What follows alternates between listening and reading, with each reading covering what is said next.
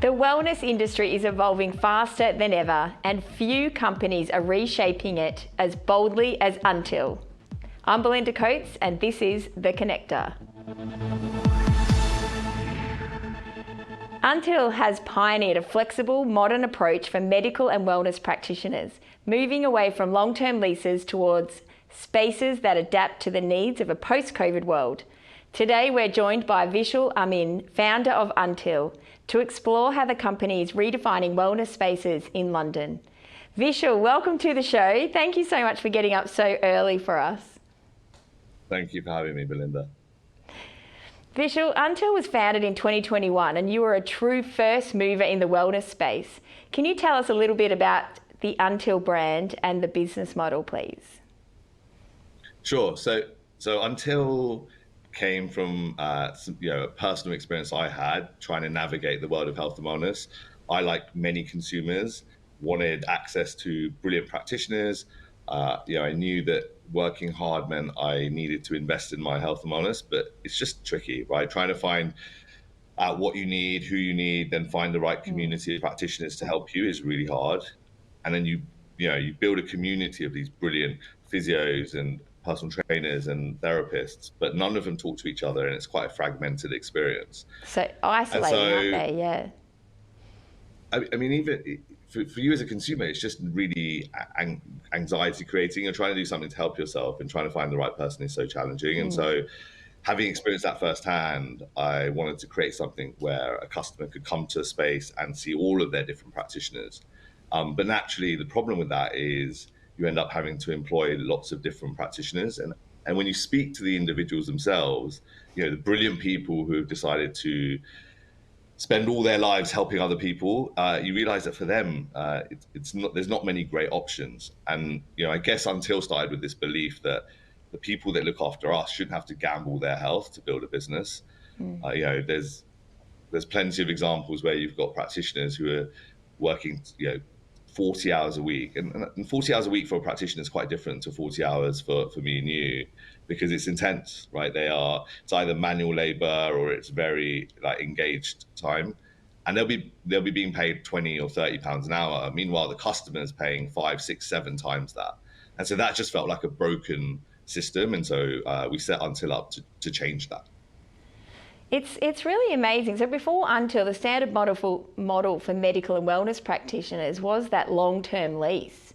So what was that real aha moment to say, let's mix it up, let's take away the long-term commitments? Well, look, I guess COVID happened, and in it, the practitioners realized, I was having a conversation with my personal trainer, and ultimately, in that moment, he realized that he was the reason I was still coming to him.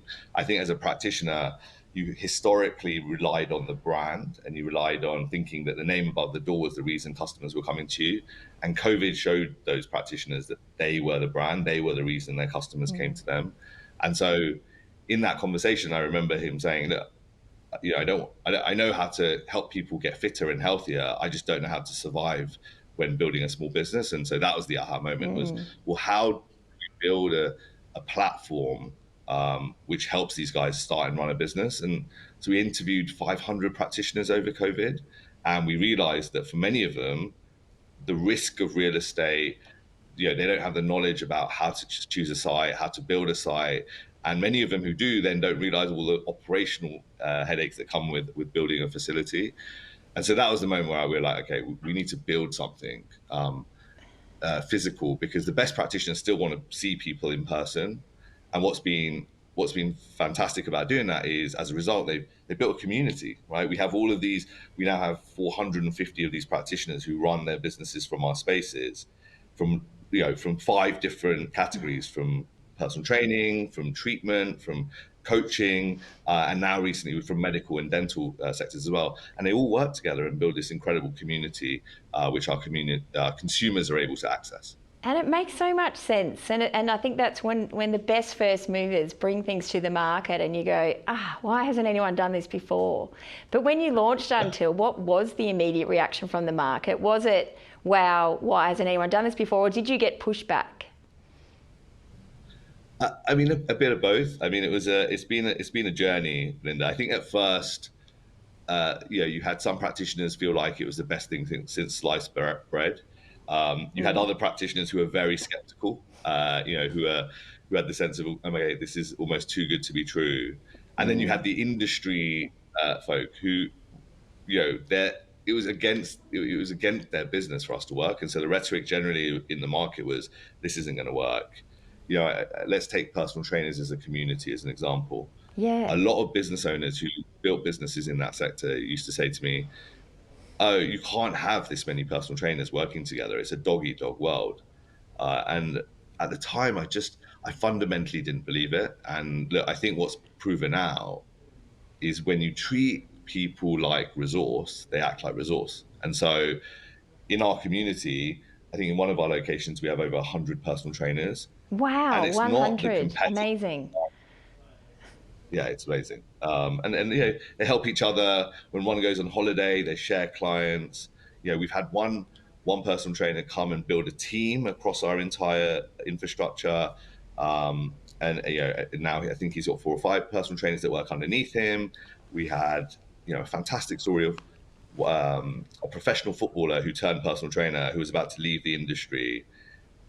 He joined Until as kind of a last-ditch attempt to stay in the industry that he loves, and he quadrupled his income in 3 months. I mean, and That's he amazing. feels like By being a part of a community rather than being a standalone, isolated practitioner or personal trainer, which is how it's always been. yeah, exactly. And it's amazing. I mean, Belinda, you've seen our spaces, right? But when you come into our clubhouse, you see all sorts of different conversations going on. You've got a personal trainer talking to a dentist, you've got a medic talking to a physio, and everyone there is there to help people feel better. And They've so got the the energy that you get when same, you walk. yeah, they've all got the same interests at heart, don't they? Exactly. And Yeah. so it's been fantastic to see it evolve. But look, I think the industry's perception on what we're doing is beginning to change. I think people are beginning to realize that this is the model that makes much more sense, and it's exciting. It's exciting. They certainly are. And look, yes, as you say, I've visited one or two of them when I've been over in London, and they're very inspiring spaces. And you do really feel that energy of the shared community. And competitors are now entering the market in the UK, in other places, and actually here in Australia, we're starting to see models that are similar to Until. What do you think is Until's first mover advantage? I think our first mover advantage is just experience, right? I mean, having been trying to make this model work for the last 5 years, we've just learned a lot about what works, what doesn't work, how to build that community element. And look, I think lots of entrants are coming in, as you mentioned, not just in the UK but globally. But most of them are looking at like a pure real estate play, and I think that's where it becomes a challenge, right? So I think the real estate component is really important, but we've had so many learnings about how do you use tech, how do you recruit the right talent in the club so that you create an experience for those customers. But look, ultimately, the advantage for us in the midterm is going to be our brand. The We've brand. built a brand. We The want to be brand seen is as the pioneers of. definitely, and the brand is very strong. And as you say, you're creating an ecosystem. It's much more than real estate. However, real estate is very important. So tell us a little bit about why you've chosen the current locations, and then talk us through your exciting announcement that I saw that you are actually moving to Canary Wharf soon too. Yes, so look, our members in the first instance are often buying real estate, right? They're coming to us because they are craving a facility that matches their ambition. And so location really matters. And so, we try and pick locations that are generally inaccessible for our practitioners, near transport, in hubs. So if you think about our estate today, it's in the heart of city centres, very close to tube stations. Our last club was, right next to Selfridges, which in London is like the iconic retail store. And Canary Wharf is no different. It's just an extension of that, and we're super excited about it. So Canary Wharf is the financial hub in London. It's off to the east of the city, but it's full of investment banks, hedge funds, fintech businesses. But now more and more, they've made it a really diverse community. And so we're quite excited to be taking our practitioner community that exists already and giving them a space over there that allows them to access a whole new customer base, but also attracting new practitioners from that market. And it's an iconic space for us to be. I mean, I grew up surrounded by friends who have become investment bankers who work in the area. And so now for them to be walking out of the station and seeing our branding up in lights is a pretty big moment for us. Yeah, and I can just tell from your voice that it's a real we've arrived moment taking that space at Canary Wharf.